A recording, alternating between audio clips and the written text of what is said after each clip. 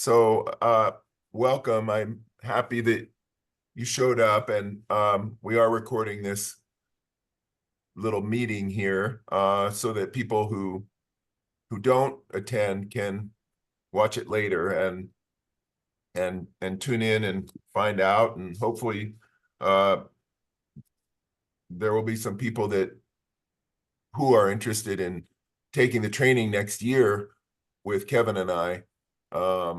So that's really, this is just we're way in advance here, but we wanted to start getting the word out and talk about the advanced certification training, the Rolfing advanced certification training. And I'm very pleased to be offering it with Kevin McCoy, who's actually been a Rolfer longer than I have. So there'll be a lot of years of combined experience.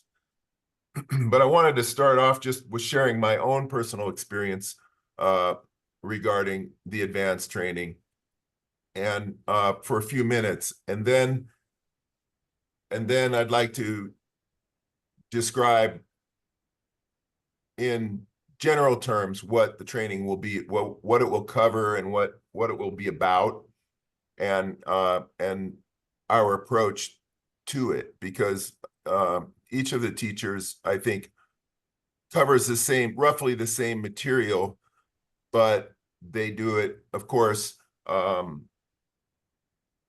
according to who they are and how they prefer to teach the course. We have agreed upon course content, but there's also a lot of room for individual style and creativity in the way that the training is presented.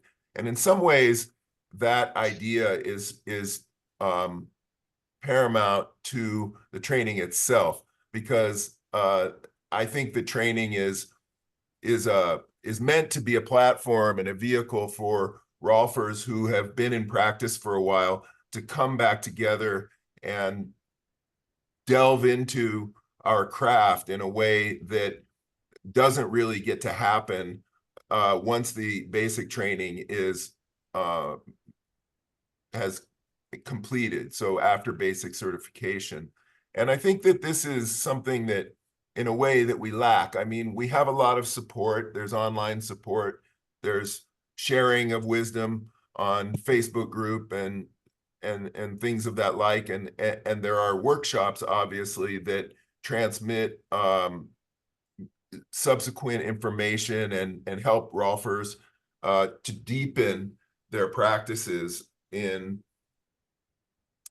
once they've had their basic certification. But we don't have a real format for another intensive experience. And I think that there's a lot that, in my experience of being both a student in the advanced training and in my experience as an instructor in the advanced training, there's a lot that happens just by virtue of the fact that we're together and we're endeavoring to try to take our skills, our understanding, and our ability to transmit the work more deeply to our clients into account. So I think that that's one of the, and I realize that that's kind of that's not enough to carry the training itself. And I will get into the content of it, but I remember it always, whenever I talk about the advanced training, I'm reminded of when I took my advanced training, and I had been in practice for about 8 years, which at that time was considered to be long in the tooth. You were supposed to take your advanced training like within 5 years, or around there. And I had really reached a point in my practice where I thought, this is kind of all there is, like I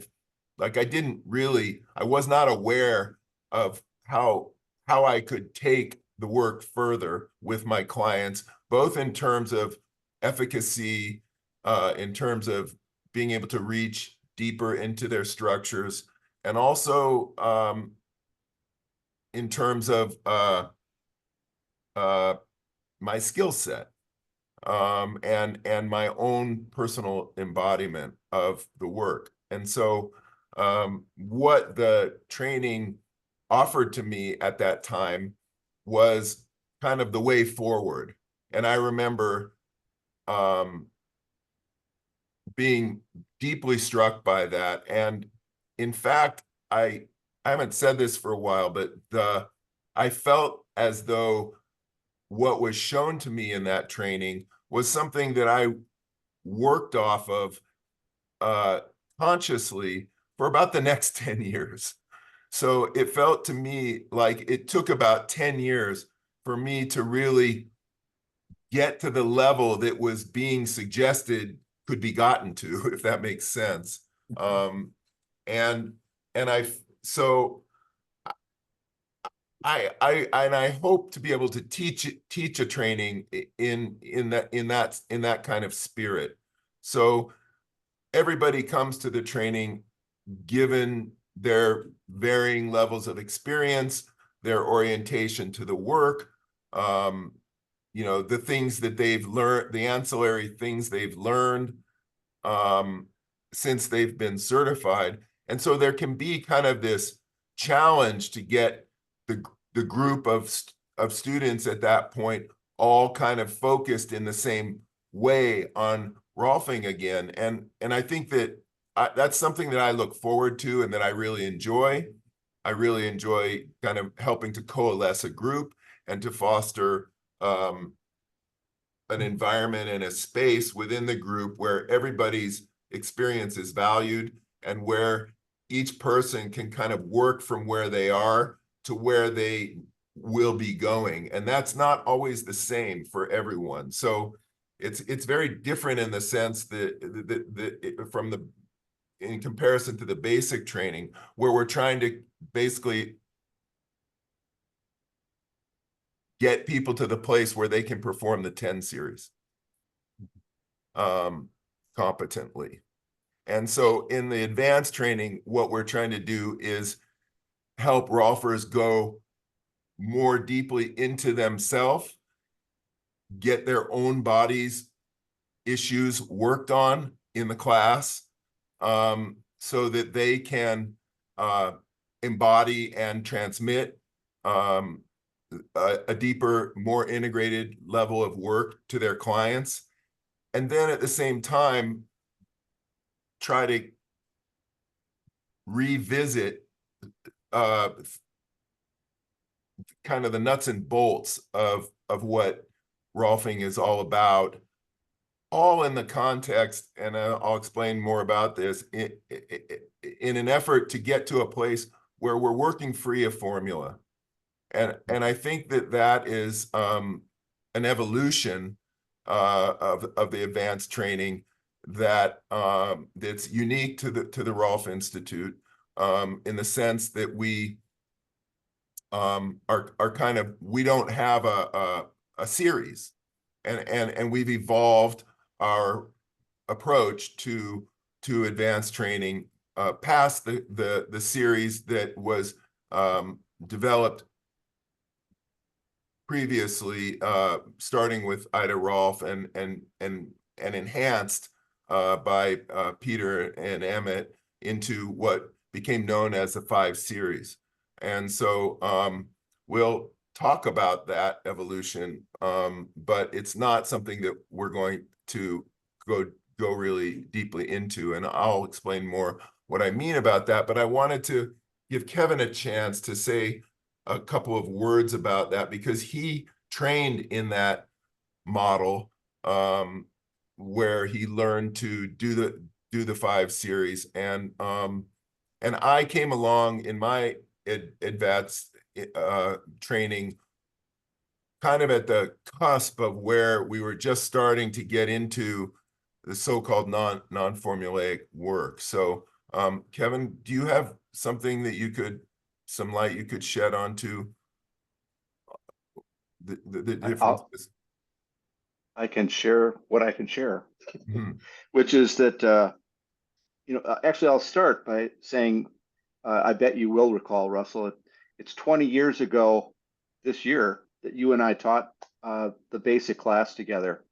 So also feels really fitting to me that, Russell asked me to assist him, which was the first time I assisted in a class 20 years ago, and then have been teaching basic trainings since then. And as Russell said, when I did my advanced training, at that time, it was kind of the tail end of what we would refer to as the formulaic work that was the advanced training. And my understanding from Tom Wang and Peter Milkier, those are the people that I talk the most about this with, is that Ida Rolf created a 4 series, an advanced series of 4 sessions, but that she was not quite satisfied with it. And so she charged both Peter and Emmett, Peter Milkier and Emmett Hutchins, to further evolve that. And their further evolution of it was this advanced 5 series that was very formulaic in much the way that the basic training is formulaic of you do a certain thing for the first hour, et cetera, et cetera. And similarly with the advanced 5 series, that was the focus. And the interesting thing when I was doing, and I did 2 advanced trainings, one was with Jan Sultan and the other was with Michael Salveson and Jim Asher. And in both of those classes, they talked a lot about the value of non-formulaic work.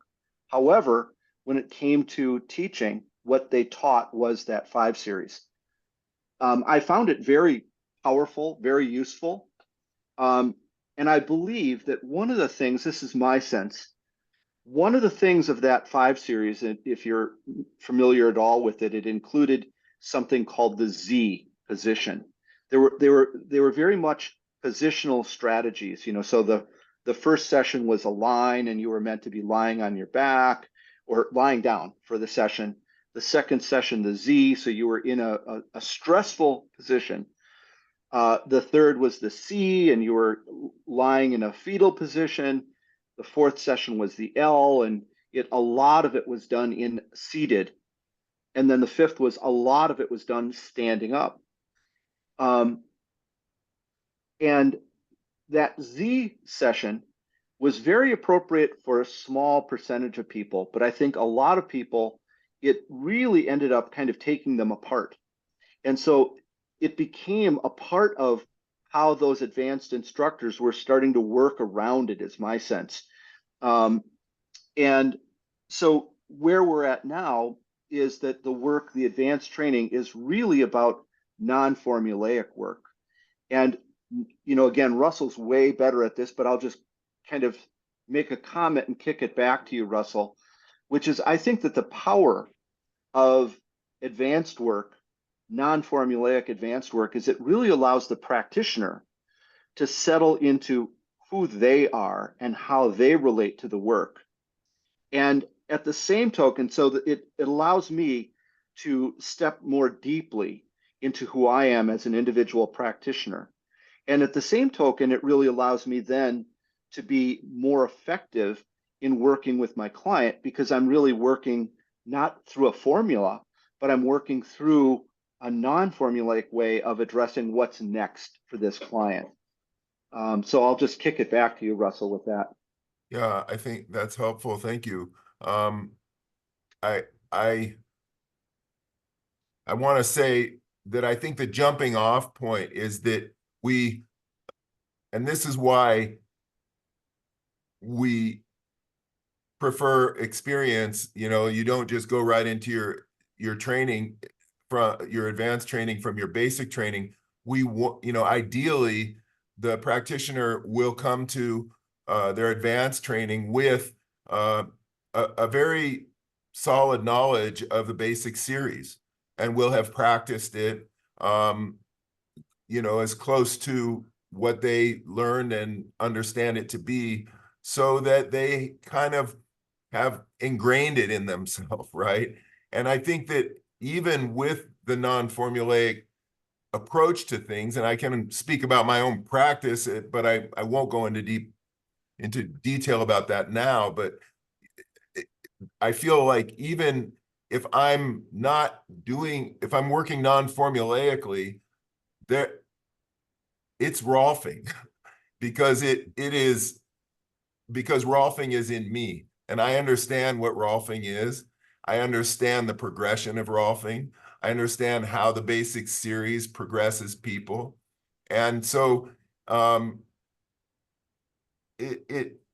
matter what I do, it's Rolfing. And so I think the goal is to get practitioners to the place where they can start to be creative and actually respond to the unique needs of each client, first and foremost, and still be using the considerations that are embedded in the thing that we teach when we teach the basic training, to be able to creatively address the needs of that client. So I hope that makes some sense. Feel free to interrupt me if there are any questions or comments. But I prepared just a kind of a brief 8 slides PowerPoint that kind of takes us through the general outline of the course, and I'd like to share that. Hopefully this will work on this. If it doesn't, let me know. Where's the sharing thing? Share screen.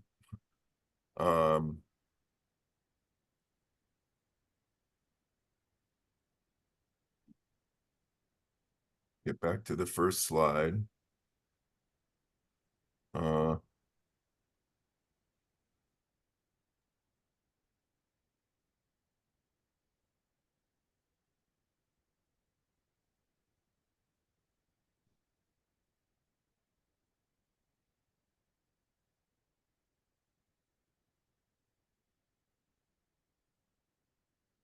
Okay, so you can see that, right? Got it. Yes. And can you still see that? Yes. Yeah, Okay, good. cool. So this is our course. And Kevin and I are just starting to build it out. And as we build it out, we're going to be sharing more about it, so that people can learn more, even past what we're presenting here. It's going to happen in Bellingham, and I'm very excited about that because I live here, and we're hoping that people, especially who this will make it easy for people to access from the region. And the way we're structuring the course is that there's going to be it's 24 days of training. There's going to be 2 3-week segments. Each week is going to be 4 days a week. And the dates here, they're on the Rolf Institute website, but we start in April, and we're going to go April 14th to May 1st. And then we're going to have about a month or 5 6 weeks off, and then we'll resume June 9th and go till the 26th. And so that's, I think, pretty clear.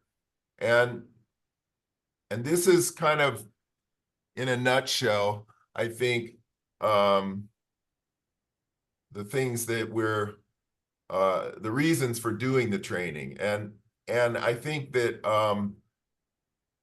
one thing that I've noticed in teaching these trainings is that there's a lot of questions in the students. Like, people learn things a certain way.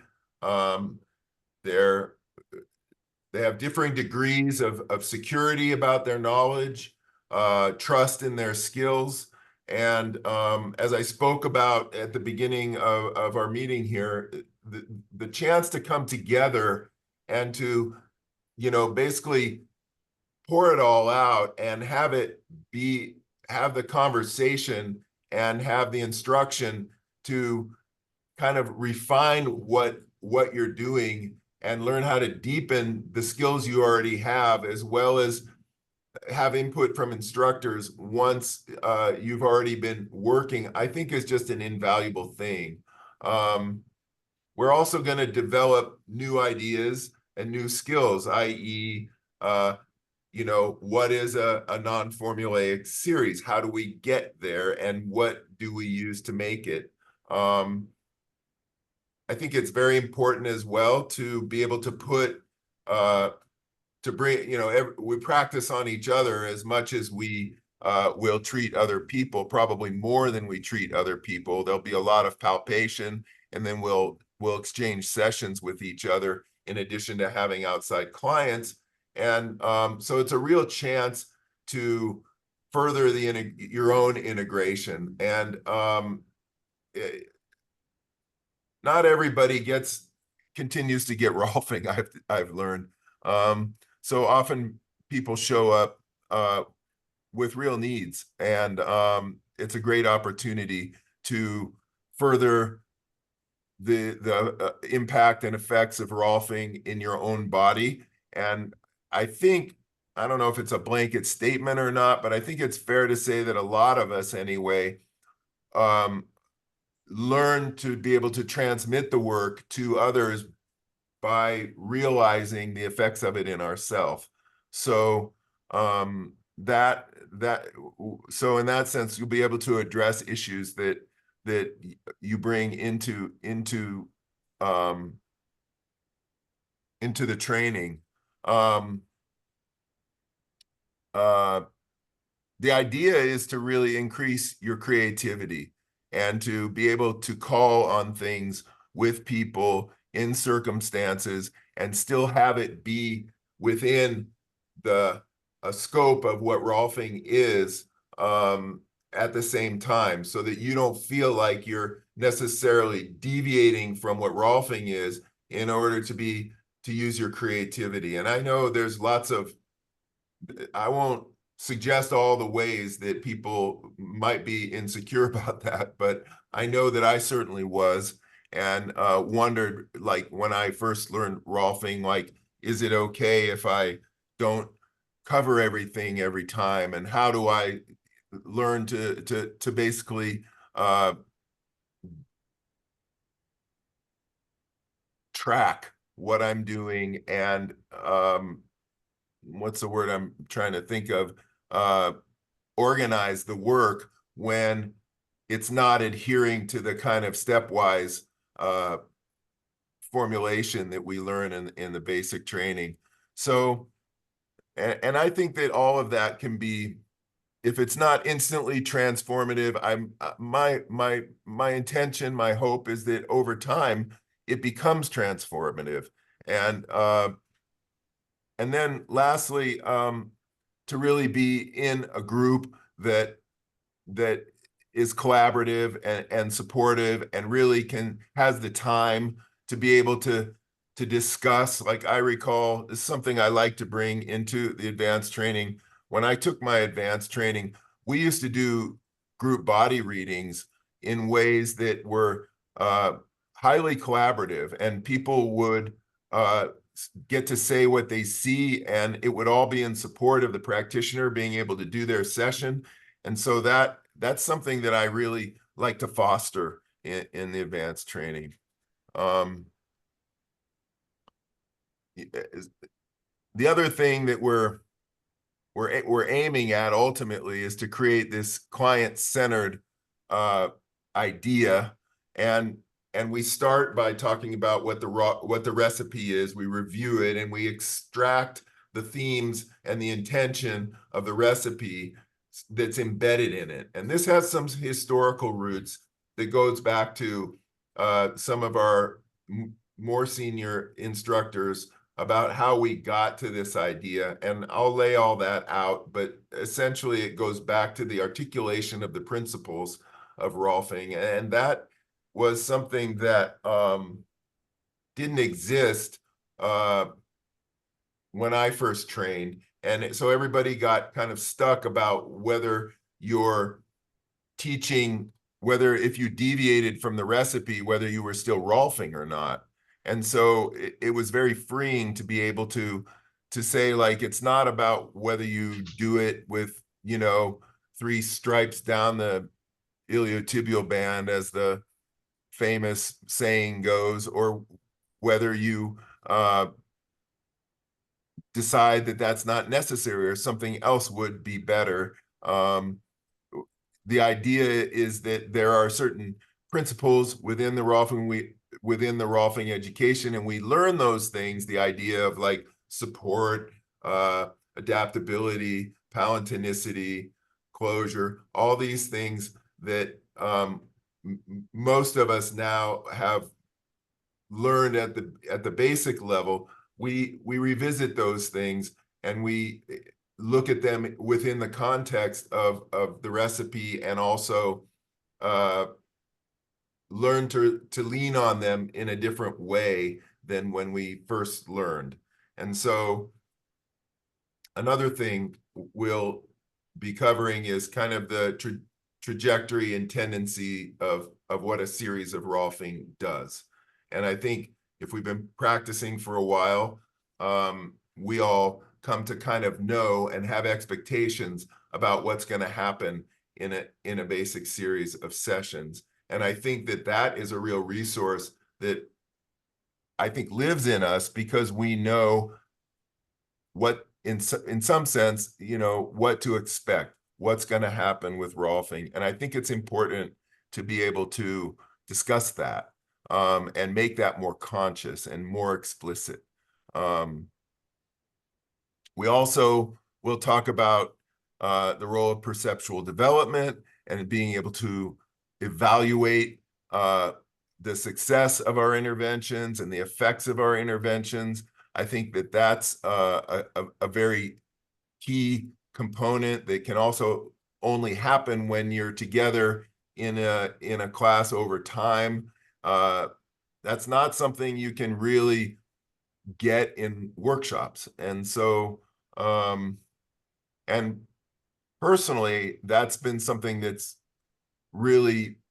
I've worked hard on developing, and it's one of the ways that I know that I'm still Rolfing, right? No matter what I do, is because my ability to perceive what's happening in a certain trajectory with certain tendencies is kind of an expected trajectory. Not to be too repetitive there. I hope I'm being clear enough. We'll also spend time doing these expanded body readings where we learn to look at how the client-centered approach it unfolds. And that, I think, is key to being able to do that, to being able to say, well, look, here's this person before me, and this is what I want to do based on these principles, and why I think it's important to do this before I do that, and so on. I think that that's a real important part of the advanced training, is being able to reason through our decision-making process, and in an attempt to design this kind of principle-driven Advanced 5 series. And also, I think it's important to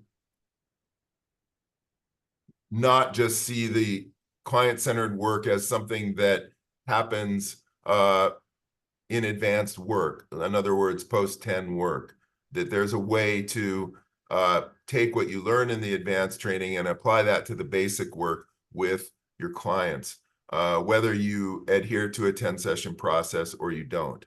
And I know that some people, that for some people, that 10-session process is very sacred and they stick to it.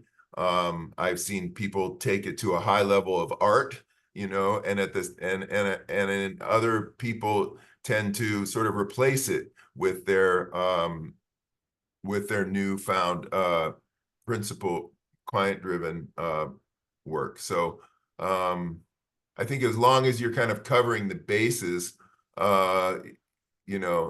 it's fair to call it Rolfing. I see there's something in the chat here, but I don't know what it is, and I can't see it right now. So I'll look back at that. Here we go. That's Tom. He had to leave. All right. Got it. Now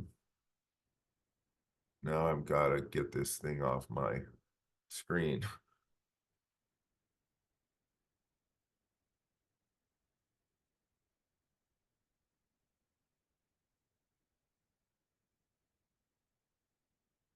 So once we kind of get at this high level of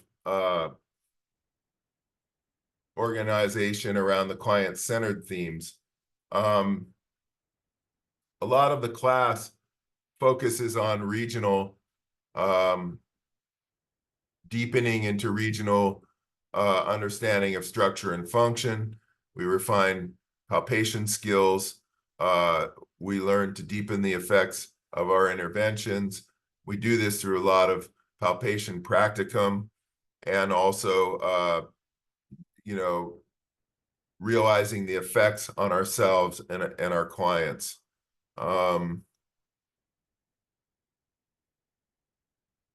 of course, we go deeper into the ideas of spinal mechanics because it is such an important thing. My particular approach to teaching this has to do with reviewing some of the information that we've incorporated from the osteopathic literature in terms of the laws of motion, ideas about barrier concepts and range of motion, and being able to evaluate that.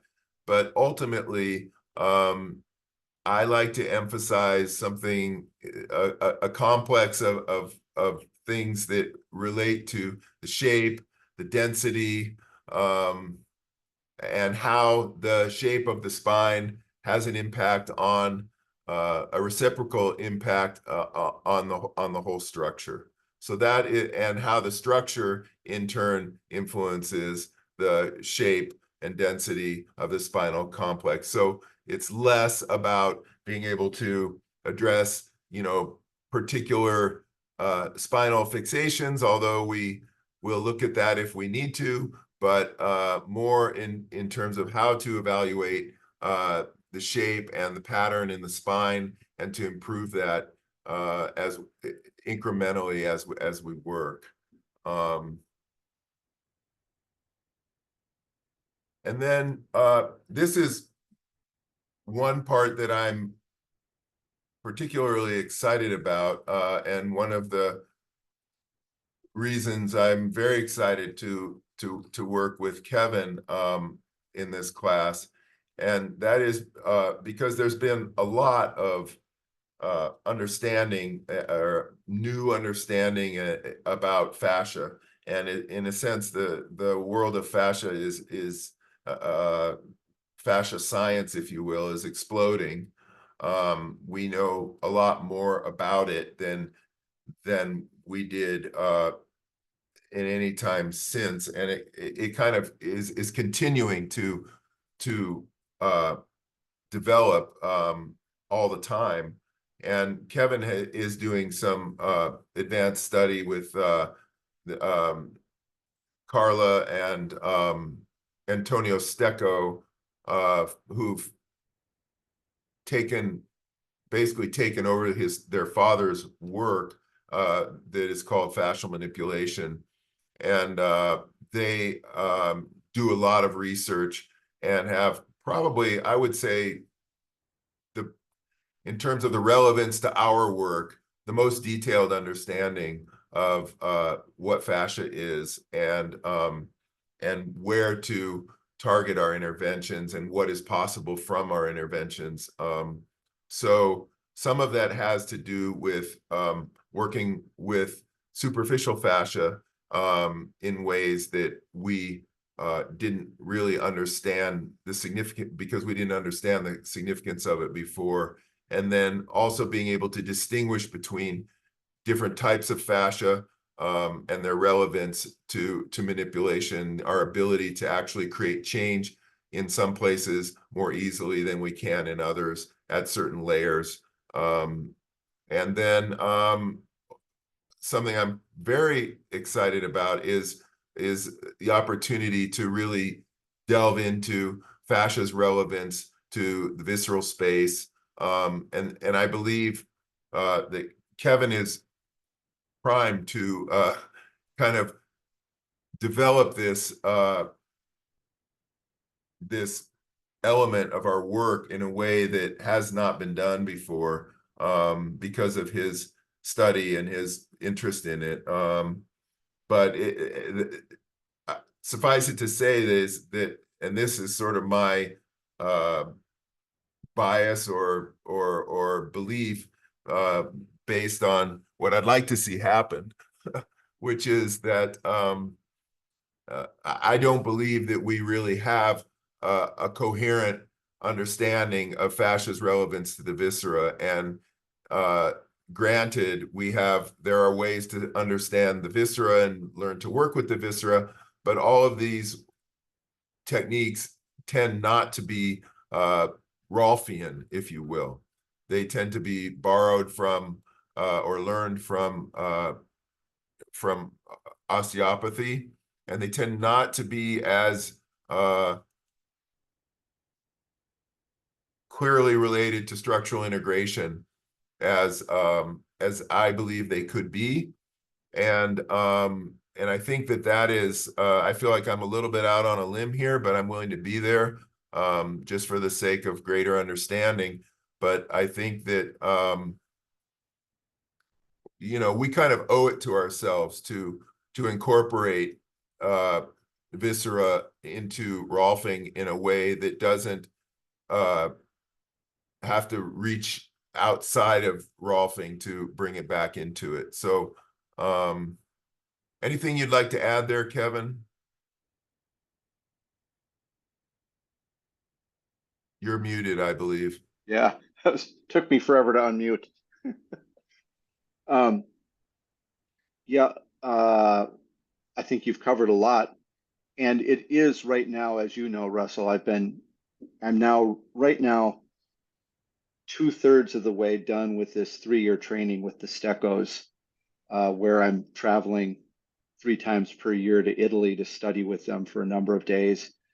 And it's just amazing work that they are doing. And as you mentioned, it's very research based. Um, and every one of the levels that I've been in so far has such relevance to our work. The first and second levels are all about just the deep fascia. And in it, they're really investigating where in the deep fascia are what they refer to as densifications. And as Rolfers, we've all felt these all the time. But they give me a different magnifying glass to look at and inspect that deep fascia that is really quite pervasive. I mean, it's a lot, and their ability to evaluate it is in a granular way. So they're very specific at looking at very specific areas, and I find these points to be very profound in helping my efficacy as a rolfer. This level, where they're working with the deep fascia, their research really shows that these areas of fascia that become densified are where the muscle spindles that relate a monoarticular, meaning a muscle that crosses one joint, and a biarticular, a muscle that crosses two joints, interface. And that fascial layer that is relating one muscle to another is where it gets out of sync. And that there is the potency of our work when we're talking about the musculoskeletal system. And their third level of the work is all about the visceral fascias. And in this case, they're now looking very specifically at where those visceral fascias attach into the deep fascia, because now that becomes the anchor point that you get to evaluate where those densifications in the deep fascia that relate to the visceral fascia that can create either direction. In other words, maybe a dysfunction in the kidney creates a low back problem, which we're all well aware of. But where is it that you can track that and work with it? Or vice versa, that problems in the legs may manifest eventually into problems with the kidney. And they do this for every system of the body. And they're looking at how is it that you can evaluate by tactile experience. And I'll just share with you one thing that kind of blew my mind just the other day.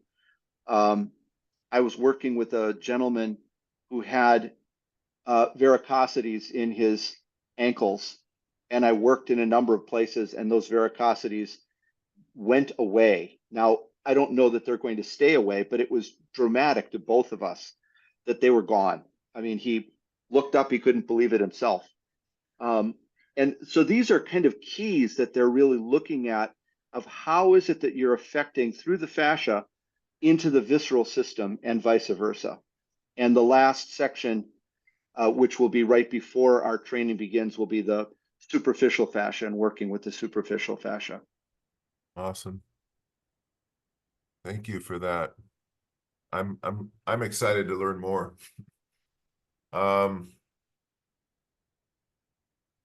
I think you just kind of maybe touched on the last bullet point here about the intermuscular septa and their relevance to neuromuscular structures within body patterns. That's something that I was particularly struck by. And, you know, I think in some sense, there are, I've heard it discussed and described how the body pattern kind of hugs the vascular structures. But I think that that's another thing that we'll be able to map out and learn to trace and track and work with. So, and then, you know, lastly, I'll just, but not least, of course, is really trying to emphasize, and I think, again, as I've suggested, I think the chance to be together with each other over time is an opportunity to really delve into a lot of the issues that come up around the therapeutic relationship, and how to cultivate that as Rolfers. I think that we don't really have, again, you know, I'll liken it to what I said about the visceral element, but we have so little time in the basic training to be able to emphasize the issues of therapeutic relationship and how we use ourself to have a therapeutic effect on our clients. And that's something that I've studied and trained in, but it's also something that I hold very near and dear to my heart, because I think that a lot of things happen through the relationship that we have with people. And I don't think it necessarily replaces the work we do with them, but it can greatly enhance it. And I think that I've seen that people bring a lot of questions from their practice into the advanced training, and it's a place where those kinds of things can be brought forward and held in the space, and hopefully to the benefit of the people, to everyone, not just the people that are raising some particular issue. So that's kind of Yeah, add something there, Russell. Yes, please. Just you've touched on this and you've said it in your words in different ways, but it's one of the things that I found as a student in the basic training and a student in the advanced trainings that I attended, that there was something that was happening by the virtue of that you were together with your colleagues for a long period of time, longer than 2 or 3 days of your a workshop, that really brought about self-growth within me. There is no doubt that each one of those trainings, I ended up experiencing myself growing. And part of that growing was because of the relationship dynamic that was set about in the context of the classroom. And that we now, because back when I trained, we didn't talk that much about therapeutic relations. We didn't have these school-wide learning outcomes of didactic and embodiment and seeing and touch. They didn't have the format, the placeholders that we give them now. But I really see that my sense is that in my practice, my capacity to relate to the other of my client is more valuable than what I know about anatomy. It's more valuable than what I see. Those are valuable. Don't get me wrong. It's really important that I can see. It's really important that I know what I'm touching. But my capacity to just be who I am, and again, each of us will embody that in our own unique way. But that capacity is really the potency that lives through me when I'm working with people. Yeah, thank you for that. So that's about, May I add something? please do. I was just gonna say that is about what I had wanted to say. So I was gonna open it up to whoever else would like to ask questions or make comments, and then we can conclude at some point here in the near future. I do have something I'd like to add, and that is that I said before I was a big believer and a big supporter of the advanced training, and I'd like to tell you why. And this is only one reason. But for me, what it represents is a professional upgrade to certainly our school, but definitely to the industry itself. And here's how I say it. I'm a private pilot, and I trained to be a pilot a long time ago. And when I got my license, I patted myself on the back and I said, I can fly anywhere I want to go. Here, watch this landing. And it was a great landing. But then there was this thing out there called the instrument training. And the instrument training said, nice landing, kid. Let's see you do it with your eyes closed. And so how that showed up for me in Rolfing is a quote from my Rolfer, Michael McIver, who was once asked, if you could go back and talk to that rookie young Rolfer that you once were, what would you say to him? And without missing a beat, he said, I would trust my hands more. And that's what I got out of the advanced training for me personally. And I'm a big believer in the advanced training because of the professional upgrade that it gives our entire industry. And that's really important. So Yeah, I encourage everybody who is eligible, go take your advanced training. thank you, Richie. That's very supportive, and I really appreciate it. It's makes me also think that, I mean, it's just one of these things. Our basic training is very short, and we need more professional time together to learn to trust our hands. So I appreciate what you said. Yeah. So that's all I have to say at the moment. So I got one more thing to say because only I heard it in the beginning. Somebody mentioned a practice not, being down and needing more clients.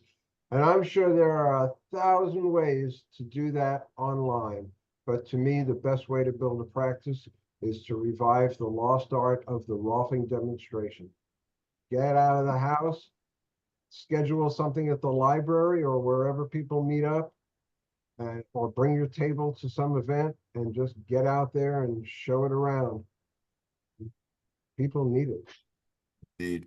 That's my unsolicited advice on that subject. Okay. Awesome. Thanks. Bunny, any questions or comments from you?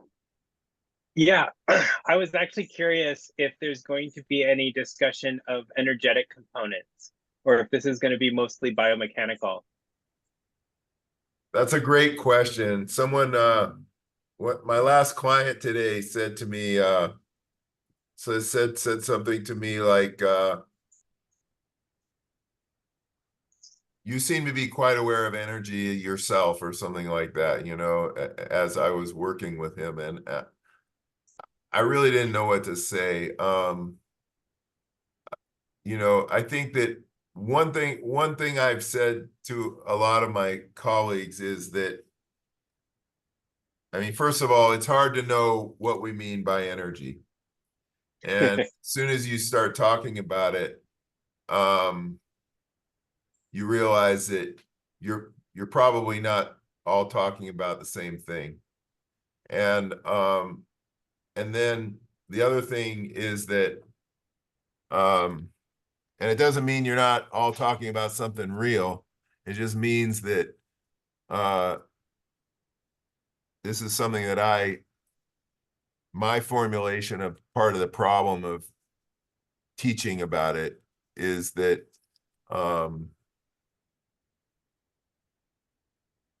the subtler the phenomena, the harder it is to get agreement about it.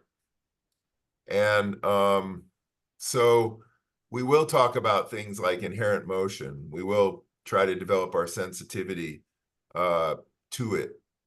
But the training is not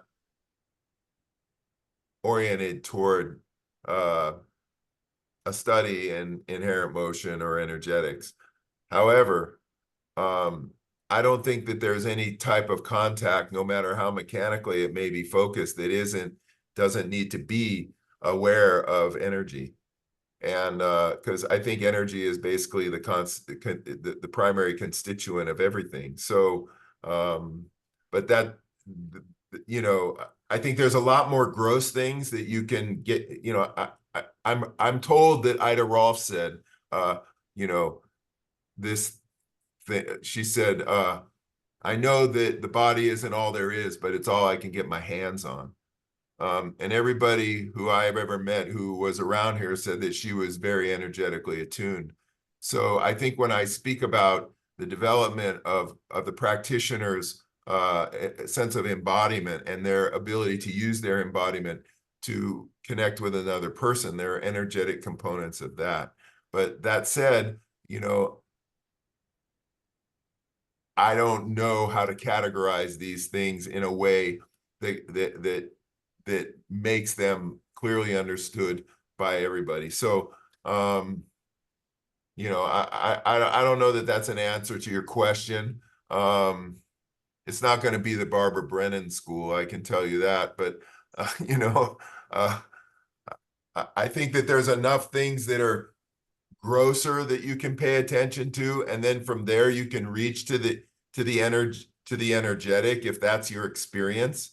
I'm thinking about a student that showed up in an advanced class that I taught with Ray McCall, and this person was very subtly attuned, and they accomplished things with very subtle interventions that I didn't know how they were doing it, you know. So that of course is welcome, you know. It's really about trying to help you become more who you are as a Rolfer, as Kevin was kind of alluding to. It's not about getting you to be more like me or Kevin or anybody else, you know, because ultimately you go back to your practice and you're the one doing it. So it's got to be, you know, very uniquely developed within you. And that's why I think the emphasis on perception is, I think, our greatest tool, and it's also the most subjective in a way. So so we're trying to bridge this space between things we can all agree on and things that we have unique experiences of, and to give reality enough space for both of those things to be tested in a way that can confirm that whether they're real or not. So that's how I like to approach the topic of energy. I hope that No, helps answer your question. my asking was coming from a place of I honestly, since graduating, like, I don't know if you know this, but the day that I got my certification, because I failed my first test and I had to go back and do it again. The day I failed, or the day I passed, uh, was March 10th, and March 11th was when they shut down everything and the pandemic started. I remember the Um, day. yeah, yeah.